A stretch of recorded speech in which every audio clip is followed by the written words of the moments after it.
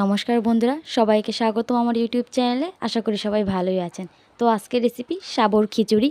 তো আজকের এই রেসিপিটি আমার কাকিমার রেসিপি। তো চলুন তার রেসিপি আজকে আপনাদের সাথে শেয়ার করা যাক। তো প্রথমে আমার কাকি সুন্দর করে আলুগুলোকে বানিয়ে নিচ্ছে। তো দেখুন কত সুন্দর করে বানিয়ে নিয়েছে। এরকম করে ঝুরি ঝুরি করে আপনারাও বানিয়ে নেবেন। তো এরপরে দিচ্ছে মিষ্টি লাউ।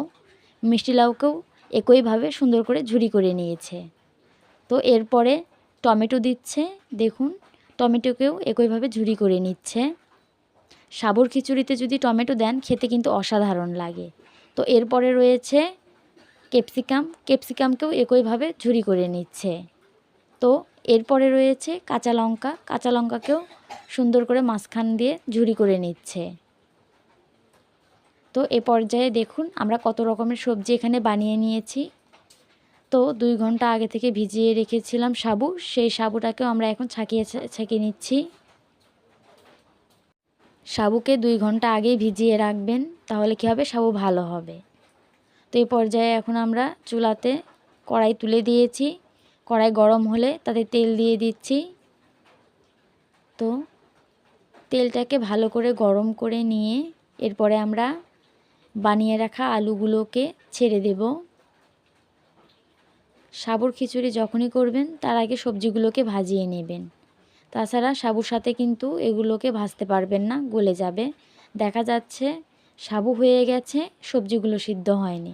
তো এই পর্যায়ে আলুর মধ্যে লবণ হলুদ দিয়ে সুন্দর করে লাল লাল করে ভেজে নেবেন।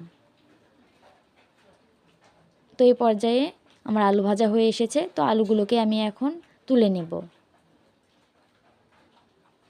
তো এখন আমি একইভাবে মিষ্টি লাউগুলোকেও সুন্দর করে ভাজিয়ে নেব। মিষ্টি লাউগুলোকে বেশি ভাজতে হয় না, অল্প অল্প করে ভাজলেই হয়, হালকা সিদ্ধ করে নিলেই হয়।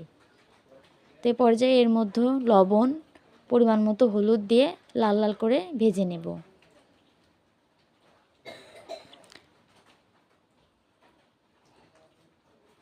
তো এই পর্যায়ে মিষ্টি লাউ ভাজাও হয়ে এসেছে। তো এগুলো আমি এখন তুলে নেব।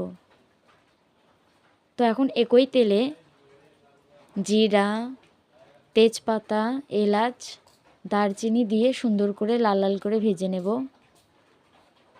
তো এর মধ্যে এখন কাঁচা লঙ্কাগুলোও দিয়ে দেব, দিয়ে সুন্দর করে লাল লাল করে ভেজে নেব।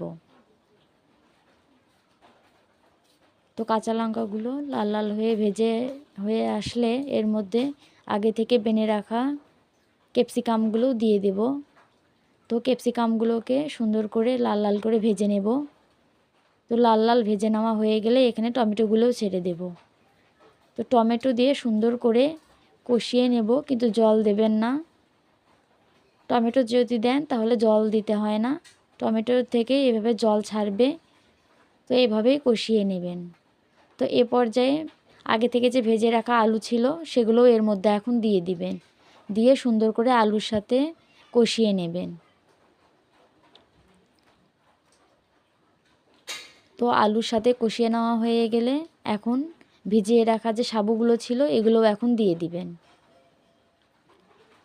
তো সাবু অল্প করে দিবেন আর এভাবে নাড়তে থাকবেন। সাবু যখন দেবেন তখনই নাড়তে থাকবেন, তাছাড়া নিচে কিন্তু লেগে আসবে। তো এই পর্যায়ে সব সাবুগুলো আমরা এখন দিয়ে দেব। তো সাবু দেওয়া শেষ হয়ে আসলে অনবরত নাড়তেই থাকবেন, নাড়ানো বন্ধ রাখবেন না। নাড়া বন্ধ রাখলে কিন্তু তলে লেগে আসবে। আপনারা এই সাবুর খিচুড়ি একবার হলেও ট্রাই করবেন, দারুণ মজা কিন্তু খেতে। তো এইভাবে নাড়তেই থাকবেন, দেখবেন কত সুন্দর ঝুরঝুরা হয়ে আসবে। তাহলেই বুঝতে পারবেন যে সাবুর খিচুড়ি আস্তে আস্তে হয়ে আসছে।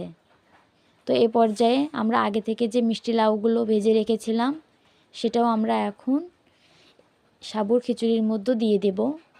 মিষ্টি লাউটা শেষে দেওয়ারই চেষ্টা করবেন, কারণ এটা আগে দিলে খিচুড়ির মধ্যে কিন্তু গলে যাবে। এ কারণে শেষে দেবেন, ভালো থাকবে, গলবে না।